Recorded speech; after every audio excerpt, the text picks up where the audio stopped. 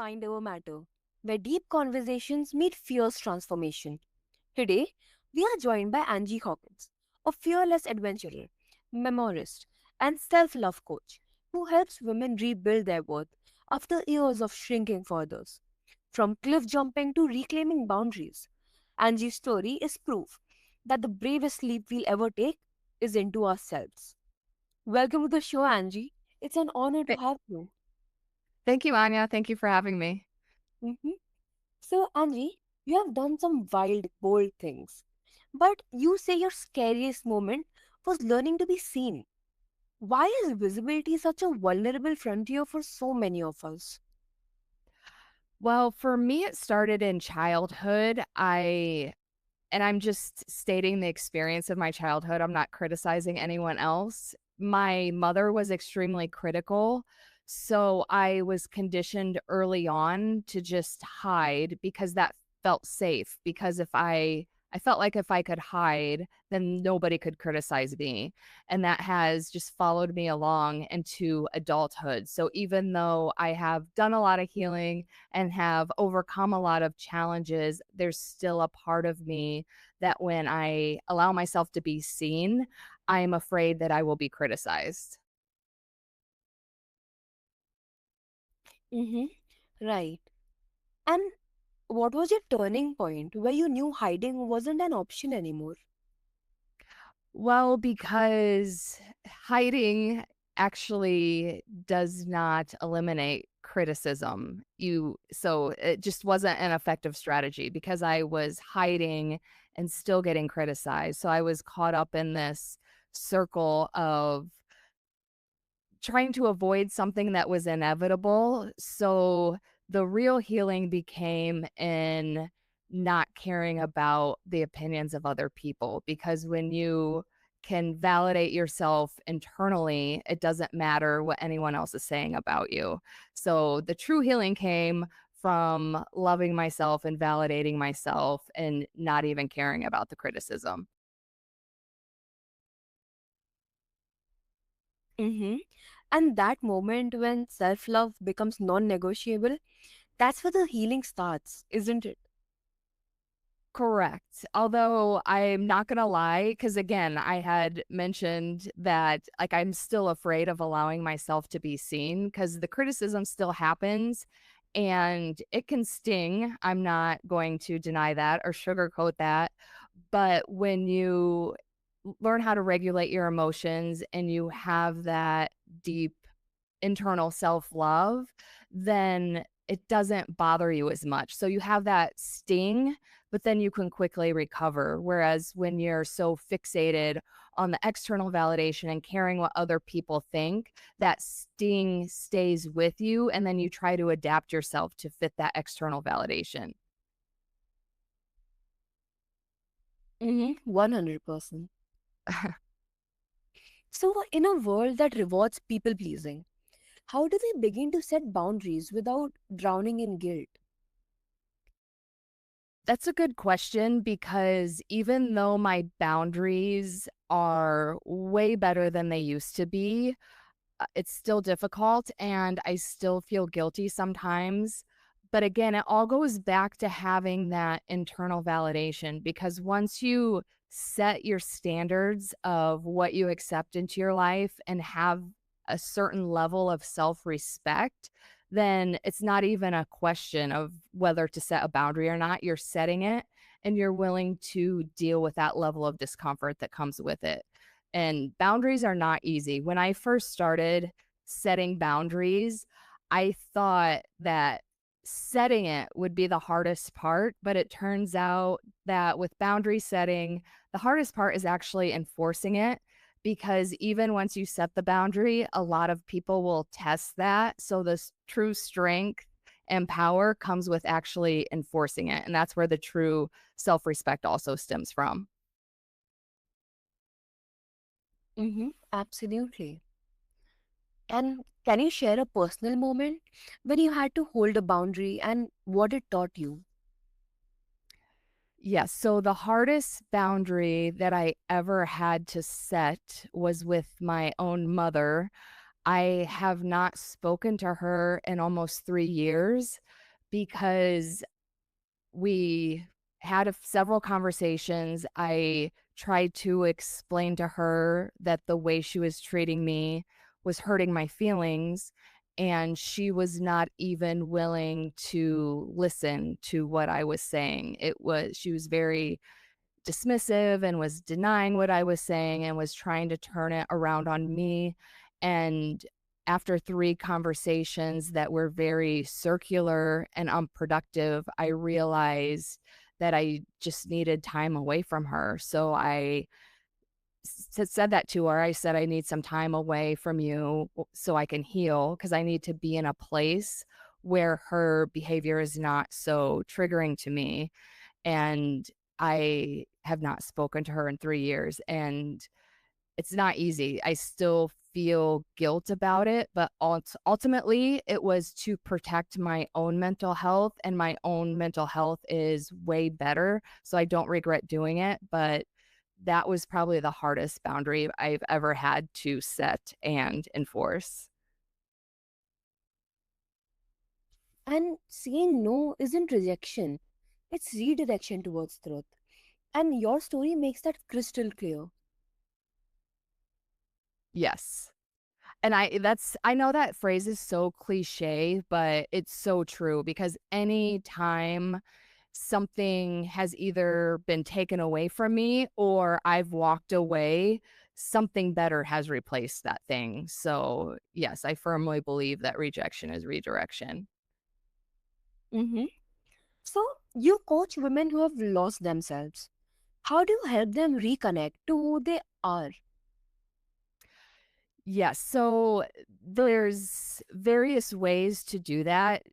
s- Two of the main ways that I like to teach women to reconnect to themselves are one, learning self respect through boundaries, because I think for women especially, that's one of the biggest ways that we give away our power to external things, and we make other people's discomfort more important than our own discomfort. So, a huge component of self love is self respect. So, boundaries is a huge piece of what I work with my clients on.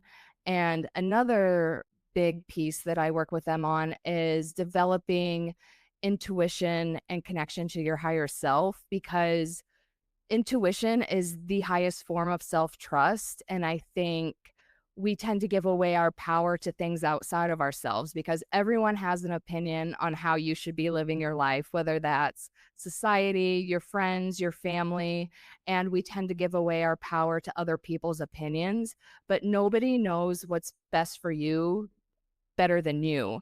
And when you are so connected to your internal world and yourself and trust yourself on that level, again, self trust is the highest form of self love. So when you have, there's other pieces to this, and there are many things to work on in personal development. But I think having strong self respect and strong self trust are the foundation of self love. Definitely. And what role does intuition play in that rediscovery? And how can we tell it apart from fear? That's a good question because when I first started developing my intuition, because I also have a critical inner voice, which I think a lot of people struggle with. So sometimes I would struggle with, okay, I hear these two things. Which one is my intuition? But I know the difference between my intuition and my critical inner voice because my intuition is loving. So, for example, say I have a question, should I go down this path? Should I make this decision? My intuition would never say, like, no, that's so stupid. You're such an idiot. That's your critical inner voice. Your intuition would say something along the lines of, no, not right now. No, there's something better for you. It's just way more loving and compassionate. And for me, that's the best way to tell because I think there's definitely two distinct personalities between your critical inner voice and your intuition. And when I say critical inner voice, that could also be interchangeable with ego because again, like your ego generally isn't loving or compassionate. Your logic is usually very black and white. So once you understand the compassionate nature of your intuition, then you're better able to tap into it. And on that note, it just helps you have more self compassion with yourself because when you see, okay, there's this part of me that is very loving and compassionate, then you are able to treat yourself with that same compassion instead of letting your critical inner voice or ego take over. Mm-hmm. And so often our intuition whispers before it roars. And I love how you help women hear it again. Yeah, I mean, intuition is such an interesting topic because it used to be very like woo woo and out there, but I love how it's become a lot more mainstream and people are talking about it more because first of all, we all have intuition. It's just a matter of how connected to it you are or not. And honestly, once you're connected to it, it's like magic. I mean, I wish this was something I it is a lot more mainstream than it used to be, but I wish it were talked about more. And that's why it's a huge component of my coaching program because we have this tool within ourselves to develop. We don't even have to rely on anything external. So why not tap into it?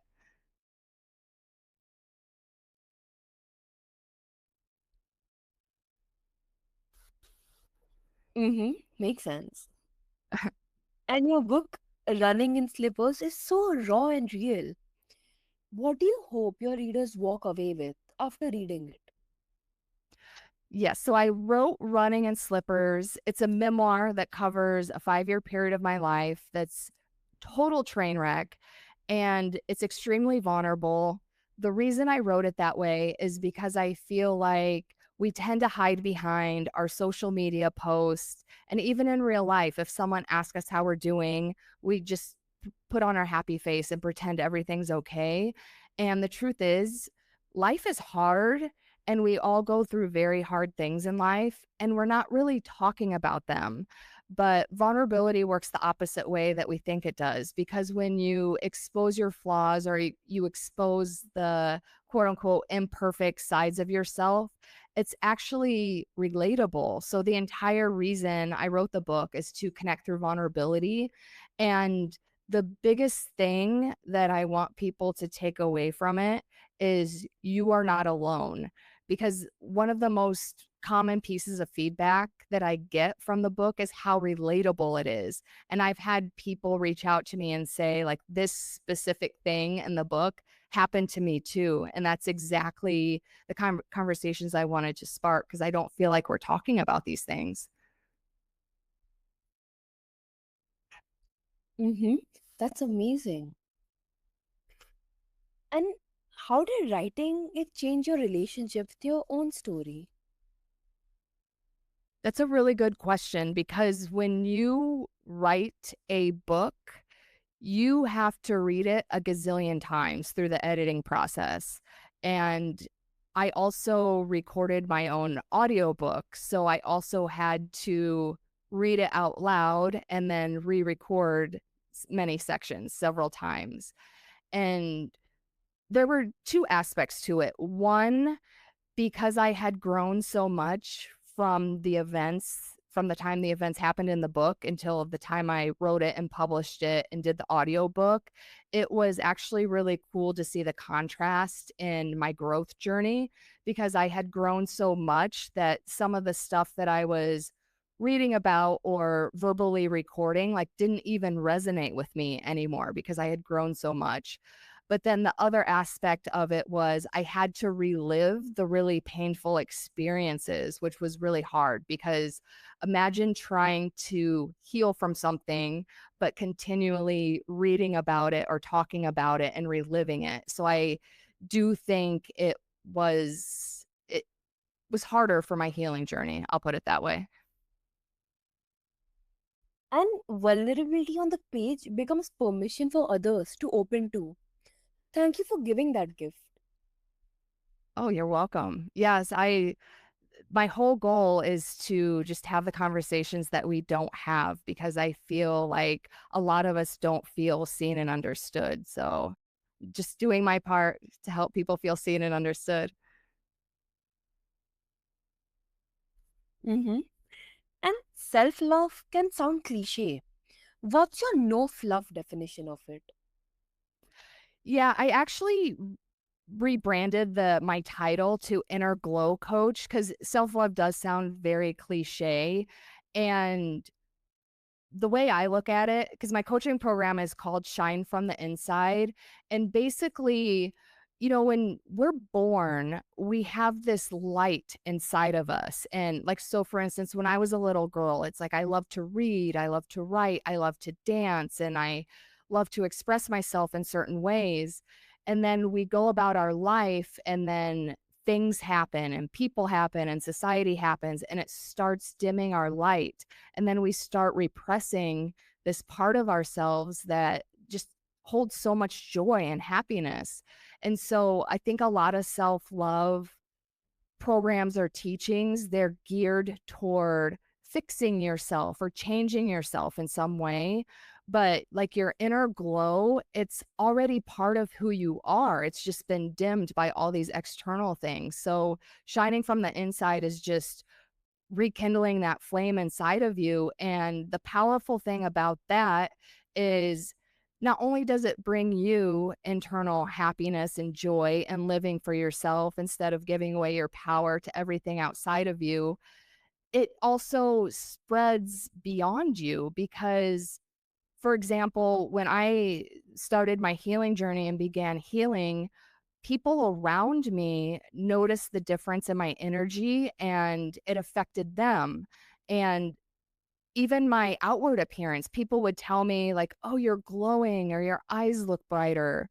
And even beyond your inner circle, I firmly believe that you can either contribute to raising the vibration of the universe or you can contribute to a lot of the anger and fear propaganda that's going on right now. And especially right now, I feel like the world is very divided in energy. So when you're shining from the inside, you're also contributing to raising the vibration of the entire universe. So it's just, there's so many levels to this. Mm-hmm. Definitely. And what's one daily habit you swear by to nurture it in real life? The one habit that I swear by is doing one thing a day that brings me joy. And I recommend this to all my clients and anyone really, because just like you can get caught up in negative habits like procrastination, self sabotage, whatever the negative habits are, you can also develop positive habits. And a big part of self love is doing things for yourself, doing loving things for yourself, and expanding on that happiness and joy. So I do one thing a day that brings me joy. And it doesn't even have to be anything complicated or time consuming. Generally, my one thing is surfing, but I don't have always have time to surf, but I love to dance. And most songs these days are like barely 3 minutes. So even if you only have 3 minutes and just throw on a song and dance, I mean, that's all it takes. I do recommend doing something longer for 3 minutes, but if you're really constricted on time, like you still have time to do one thing a day that brings you joy. It's super simple. And self love isn't a bubble bath, it's the brave work of standing in your own worth, even when it's hard. Yeah, absolutely. I think a huge part of self-love is courage because you definitely have to go against the grain of what society thinks you should be doing or what your friends and family think you should be doing. Because when you're following your own heart and being authentic, generally you aren't being like everyone else. So you have to have the courage to, going back to what we were saying at the beginning, allow yourself to be seen and expressing yourself and having that confidence to just radiate your own shine. Mm-hmm. 100%. So, Angie, thank you for lighting up this space with truth, grit, and grace. And to everyone listening, May you drop the mask, erase the boundary, and remember, you were never too much. This is Mind Over Matter, and it all starts with loving yourself.